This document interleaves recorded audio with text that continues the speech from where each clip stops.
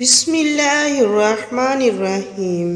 السلام علیکم ورحمۃ اللہ وبرکاتہ۔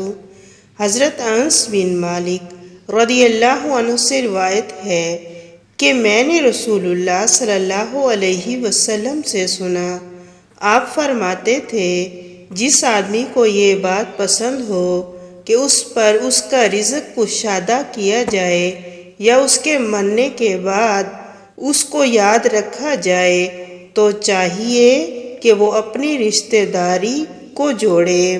صحیح مسلم حدیث نمبر 6523۔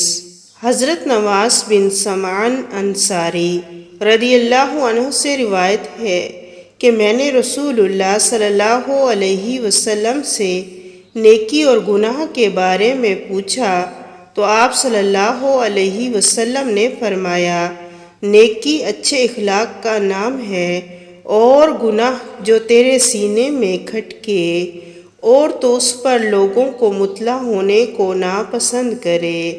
صحیح مسلم حدیث نمبر 6516۔ حضرت سیدہ عائشہ رضی اللہ عنہا سے روایت ہے کہ رسول اللہ صلی اللہ علیہ وسلم نے ارشاد فرمایا، جب کسی مومن آدمی کو کوئی کانٹا چبھتا ہے یا اس سے بڑھ کر اسے کوئی تکلیف پہنچتی ہے تو اللہ تعالیٰ اس کے بدلے میں اس کا ایک درجہ بلند فرما دیتا ہے یا اس کا ایک گناہ مٹا دیتا ہے۔ صحیح مسلم حدیث نمبر 6562۔